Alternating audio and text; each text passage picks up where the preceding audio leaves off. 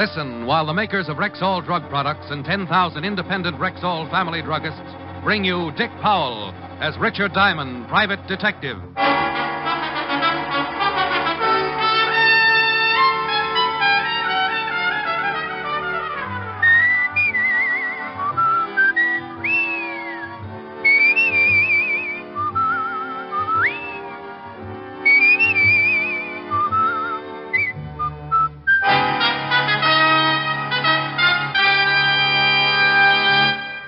Good evening.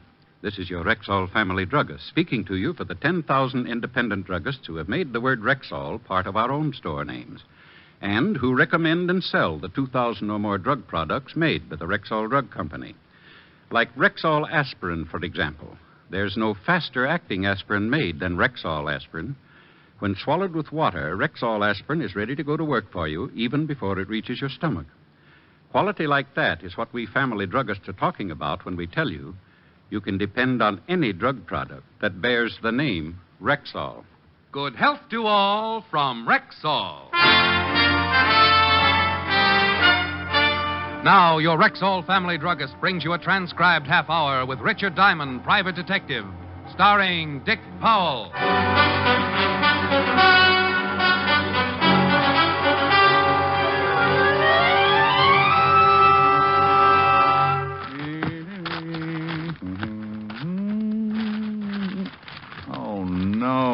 No. Oh. Yeah? Well, what's the matter with you? Oh, hello, Helen. Nothing has gone right all day. I called your office, but you left an hour ago. What took you so long getting home? Well, I had to stop by the laundry. Didn't have any clean shirts. Are you forgetting we're supposed to be at my mother's at 7? No, honey, I'm not forgetting. What time is it now? A little after 6. No, nuts.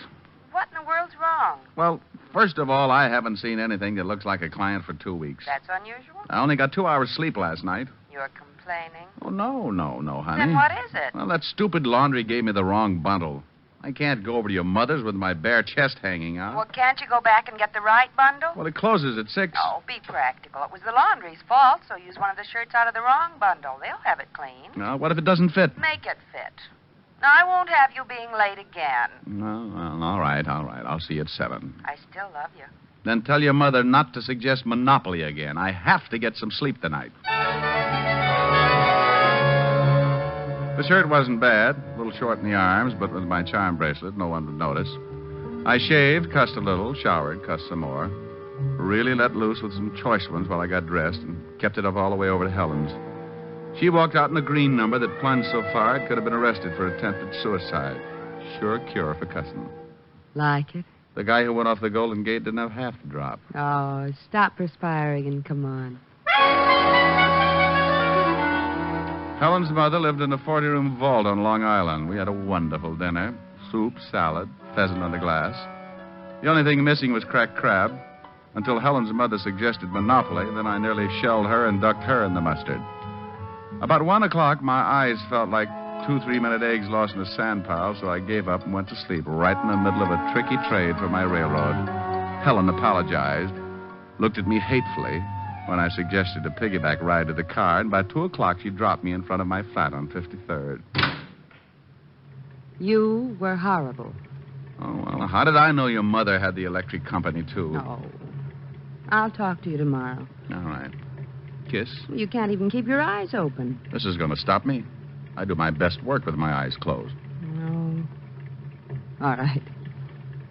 Honey, are you growing a beard? That's my mink coat. Oh.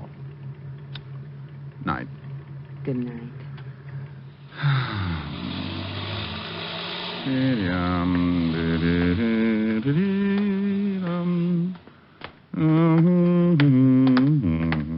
Evening, Fred.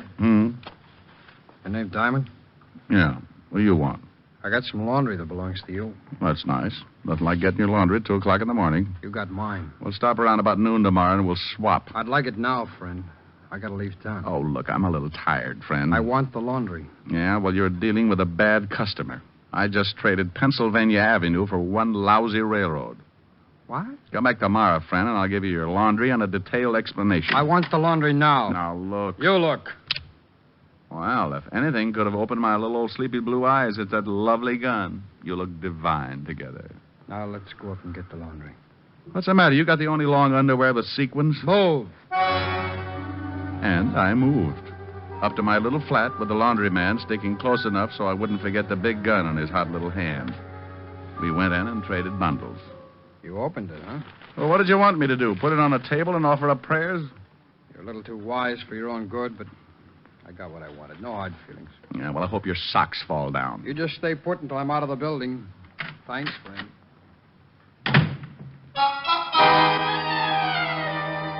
Well, any other time, I might have done something ridiculous, like chasing the guy or calling Walt up and complaining about the inadequacy of ye old police department. But this wasn't any other time. It was after 2 in the morning, and I was tired. Sure, it was unusual to trade laundry at that hour, but I was in no condition to try and figure it out. So I brushed my teeth, left my clothes in a neat pile in the corner, and stumbled into bed.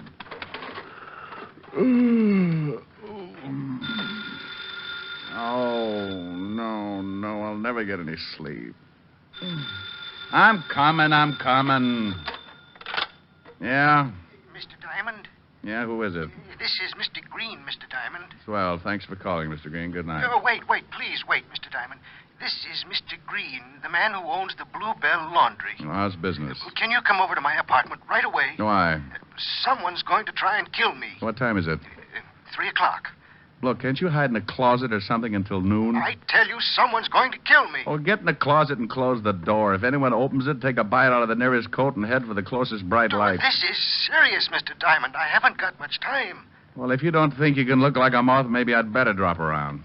What's your address? Savoy Arms, apartment C. And hurry, I'm desperate. Well, if you're just half as desperate as I am sleepy, you're really in trouble. I'll be right over.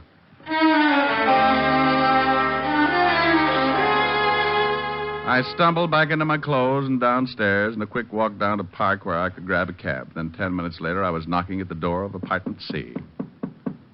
No answer. I was about to try the door when it opened. Mr. Green? You're too late. Mr. Green. He opened the door all right, but that was as far as he got. He just slid down and stretched out on his stomach, head turned sideways, thick glasses pushed up at an angle, his weak eyes trying hard to see everything there was to see before they closed for good. I kneeled down beside him. Jones. Wrong laundry number. Jones. Green. Well, everybody dies. He'd been shot just under the heart from the back. A warm breeze made me turn and look out the open window on the far side of the room leading out to a fire escape. I went over and looked out. Nothing. But it was a good bet that the killer had shot Green from there. I put in a call to Walt, and in 10 minutes he was standing over Green. And this is the guy who owns the laundry and gave you the wrong bundle. That's right. How do you always get mixed up in things like this? Well, it's a talent. Did he say who he thought was after him? Oh, he just told me that he was in fear of his life. Now, what about the guy who shoved the gun in your face and took away the bundle of laundry? Oh, about my size. Had a hat on, light gray suit, brown eyes, heavy eyebrows, high cheekbones, very sharp features. Now, let's go down and run through the gallery, see if we can get an identification. Okay. But first, let's take a run down to the Bluebell Laundry. Might be a good idea to find out what this is all about.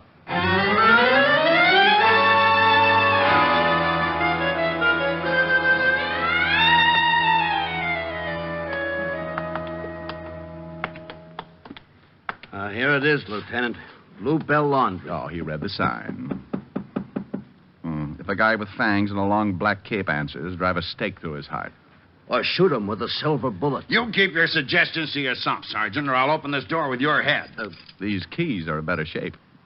I tell you, we can't use them. If no one answers, then we got to get a search warrant. Why? Because that's the law. What is? That we got to get a warrant to search the laundry. Well, what do you want to search the laundry for? What do I want to search it for? Because a man's just been killed. Okay, so what? What's that got to do with the laundry? The guy who was killed was the guy who owned the laundry. You told me yourself it had something to do with getting the bundles mixed up and that guy who stuck you up tonight. Okay, but you can't just go busting into a laundry just because of a stupid little old hunch. What do you mean, stupid?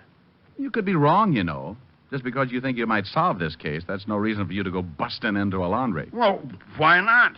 The answer to this whole thing might just be in that laundry. Well, you've certainly been right in the past. No, not always. Oh, most of the time, Walt. Oh, just lucky. Well, if you think it's best, here are the keys. You understand, right? Oh, sure, Walt.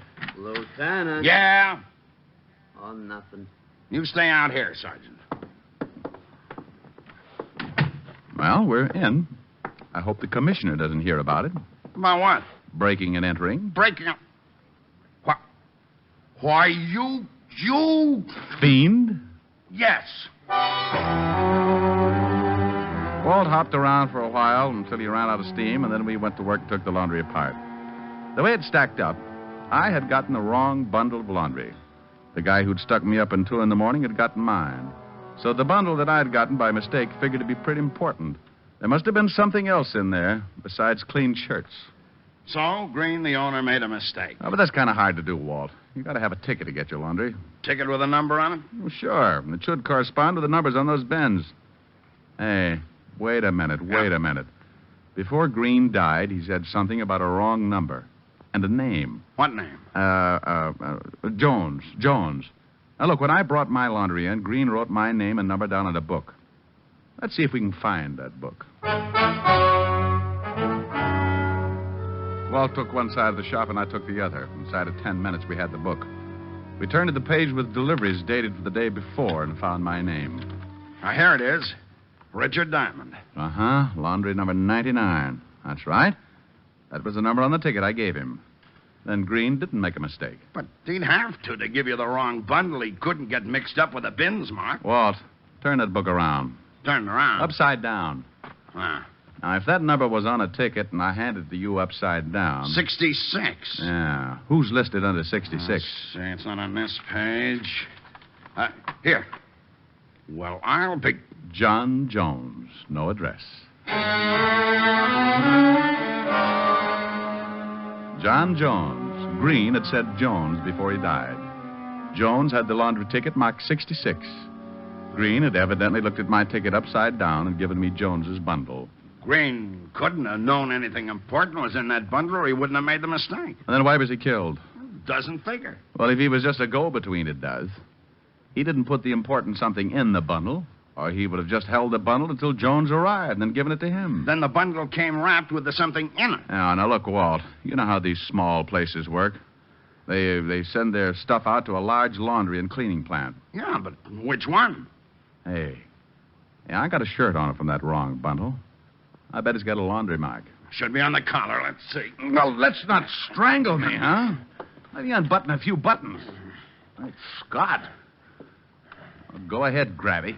Let's see. Yeah, there's some writing on the collar. Well, read it out and I'll write it down. 86A45L. What kind of a laundry number is that? Find out, and you might have the guy who slipped something in that bundle and was responsible for Green's death.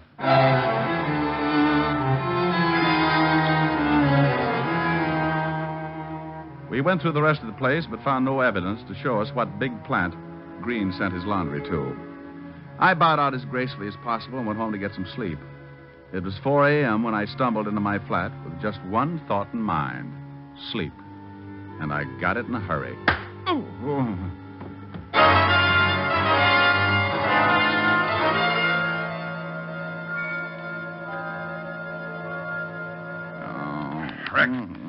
Rick, come on now. Snap out of it. No. Come on. Sit up. No, leave me alone.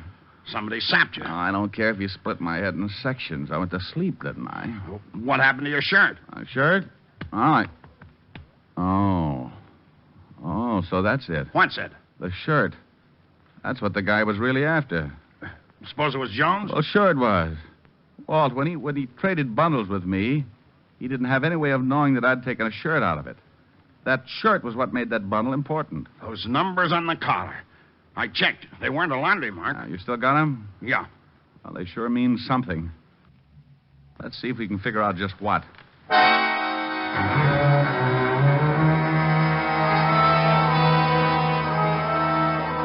I gave Walt a pencil and paper, and we put our two brilliant minds to work trying to figure out the numbers that had been written on the collar of the shirt.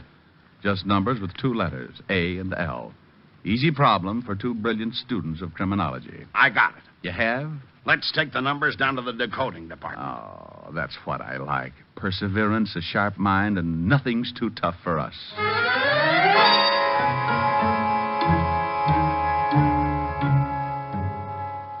Well, come on, Art. You've been working on those numbers for nearly 5 minutes. Well, I've been sick. Could this be a code for some kind of a pickup? Guess it could be. Well, let's use times and dates. First number is 8. No, today's the 8th day. Well, the letter A could stand for A.M. 6A, 6 a.m. Could 88, 6 A.M. And 46L could be the where. 46th in any street beginning with L. Out of the way corner. 46th in Lexington, and that's not out of the way. Oh, I'm sure glad you broke that code, Walt. Experience and a little common sense. Come on. You and me are going over to 46th and Lexington. You and I, Walt. I could stand for idiot. That's another code, Arch. 4th letter in Levinson. Oh, come on. We haven't got all morning.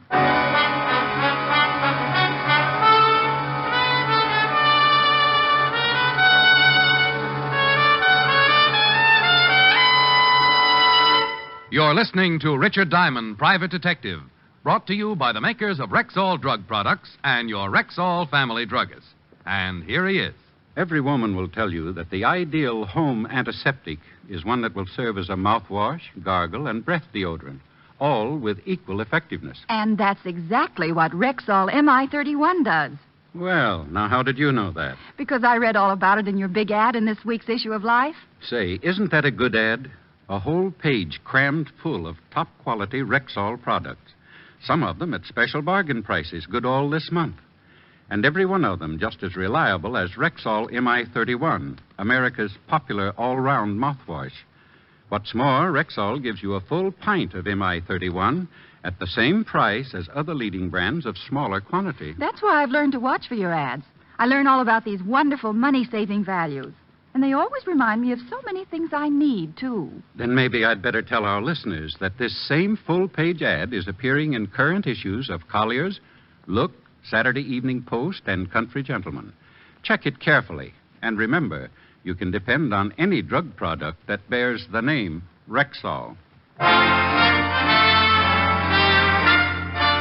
And now back to tonight's adventure with Richard Diamond, Private Detective, starring Dick Powell.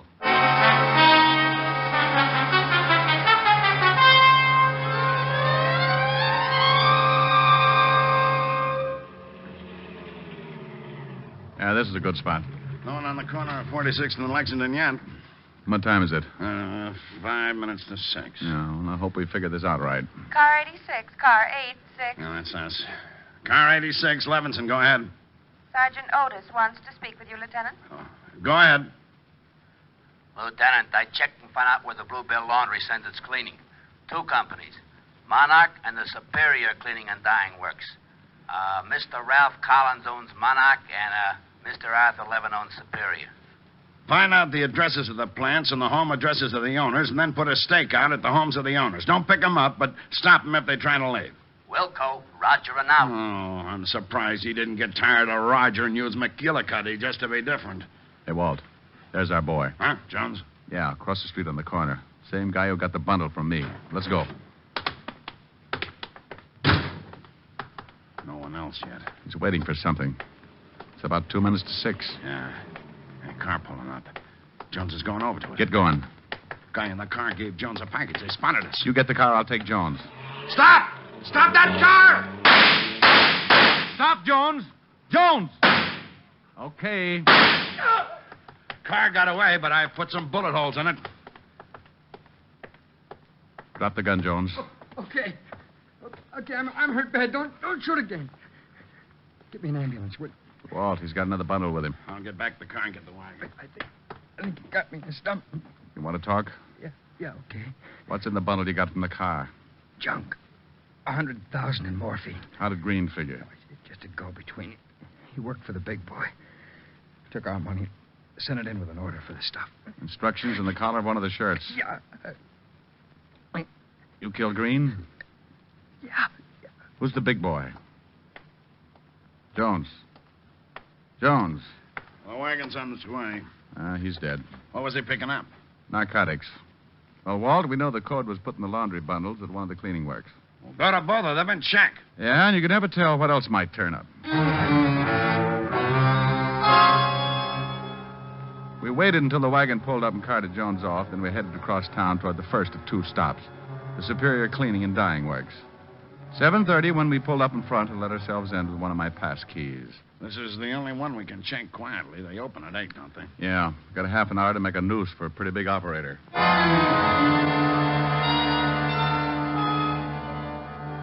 So we went to work on the Superior Laundry. Guys like Jones were caught every day, but the big boys, the ones who dished out the stuff from the top, the big syndicate operators, were tough to catch. And here was a chance to catch one. We got into the office and found the order books. Jones appeared in nearly every one. This was the place where Green had sent Jones's laundry. But it still doesn't prove enough. We've got to prove that the code was slipped in the bundle from this plant. Then we got to find the guy who does it. Well, come on. We got to work fast. This joint opens up in a half an hour. Hey, Walt, hold it. Car pull up outside. Yeah. I can see it out of the window. Rick, it's the same car that passed the junk to Jones. The one I put the bullets in. Hey, he's coming in. He's coming up here. Get in the other room. Yeah, leave the door open.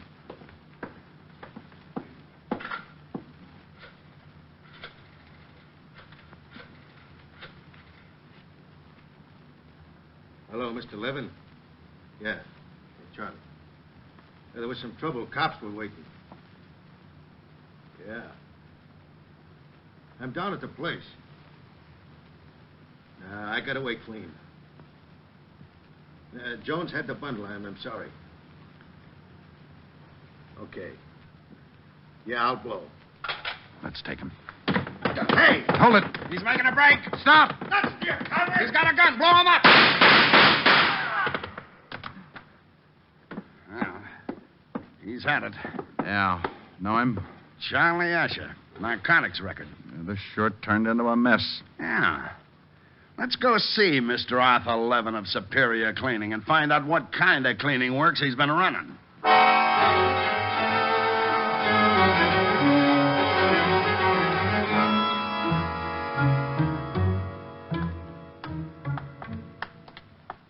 Hi, Lieutenant.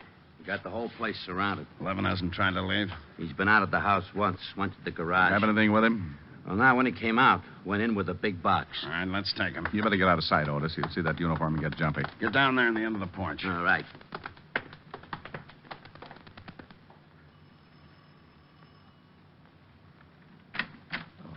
Yes? Police, Mr. Levin, we'd like to talk to you. Oh, well, come in. Thank you. I was just going to my office. Where is your office, Mr. Levin? I own the Superior Cleaning and Dye Works. You do laundry for Mr. Green's Bluebell Laundry? I do work for a lot of laundries. I believe that Mr. Green happens to be one of them. Know a man named Jones? I know more than one Jones. How about a man named Charlie Asher? Charlie... No. No, I don't know him. He called you 20 minutes ago. No, he didn't call me. You're very much mistaken. Now, would you mind telling me what this is all about? How many workers do you have at Superior, Mr. Levin? Well, about 40. Any of them have police records? No, not to my knowledge. And you don't know Charlie Asher? No, I told you I do not know him. Well, he had a key to the front door of your laundry. Used your office phone. I can't help that. He called to Mr. Levin. But I have never talked with a man named Charlie Usher. I what swear was in I... that box you brought in from the garage? Box? Books. I brought some books in. Where are the books, Mr. Levin? Well, I put them in the shelves in the library. What did you do with the box? I burned it. I don't like dirty boxes lying around the house. You went outside and burned it? Yes, in the incinerator. My men said you only came out of the house once, Mr. Levin. Then your men are mistaken. I went out twice, once to get the box, the books, and the second time to burn the box.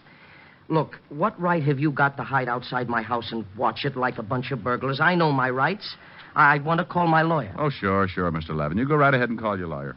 In the meantime, we'll see if anything was burned in the incinerator. It would be burned out by now. That was 20 minutes ago. About the time Charlie Usher called you. He did not call me. I don't even know him. Well, even if you did burn the box 20 minutes ago, Mr. Levin, there'd still be some smoking ashes. And if it wasn't burned in the incinerator, Mr. Levin, we'll take this house apart piece by piece until we find it. I'll go take a look. Wait a minute. Yes, Mr. Levin. Look, I'm not sure. I burned the box. Then you didn't go outside the second time? I don't know. I don't remember. I'm all mixed up. Look, you got to give me time to think. Well, if you didn't go out the second time, the box is still in the house. Please do this. Give me time. What's in the box, Mr. Levin? Books, I told you, books. Where is it? I don't know. Leave me alone now. Now, will you leave me alone? I know my rights. Start taking the house apart. No, please. Where's the box? Please. The box, Mr. Levin, the box. Yeah, where's the box? Under the sink. Where under the sink? There's a sliding panel under the kitchen sink. Narcotics, Mr. Levin? Yes. Oh, I'm ruined. You marked the shirt collars and sent Charlie Asher to deliver the stuff. That's right. I had 10 laundries working for me. Green was one of them. Ruined. Oh, relax, Mr. Levin. You can be happy about one thing. Jones and Usher didn't cooperate like you did. And they're both dead.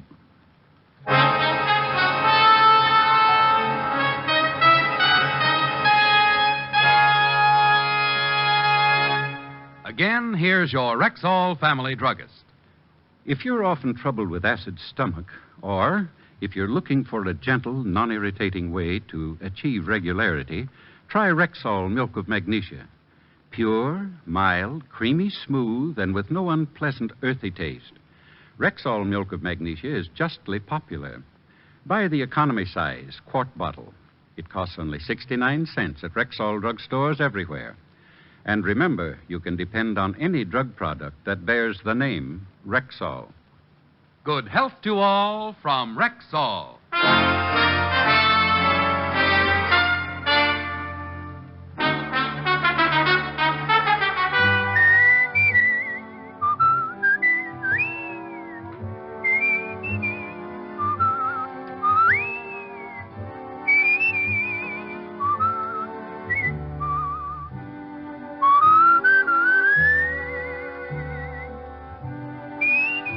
Richard Diamond, Private Detective, stars Dick Powell in the title role and is written by Blake Edwards, with music composed and conducted by Frank Worth.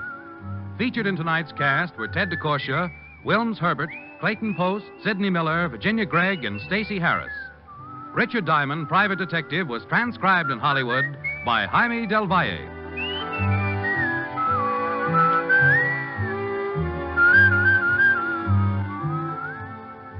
This is Bill Foreman inviting you to be with us next Wednesday at this time when we will again bring you Dick Powell as Richard Diamond, Private Detective.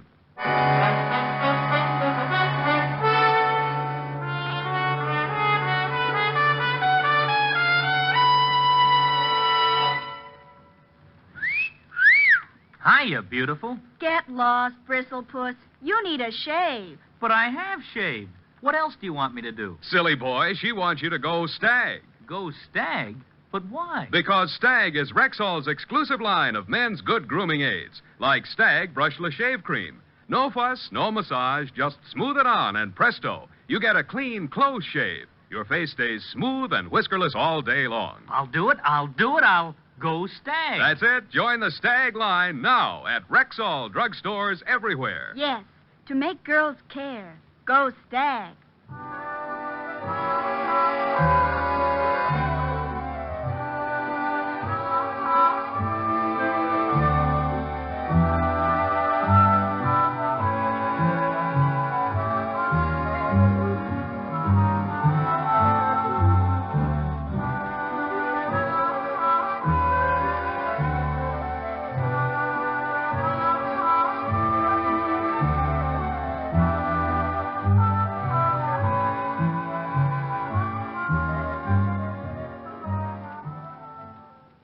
Three chimes mean good times on NBC.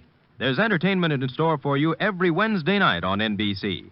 In addition to the action-packed adventures of Richard Diamond, beginning next Wednesday, listen to Mr. and Mrs. Ronald Coleman, returning over most of these stations with their delightful series, The Halls of Ivy.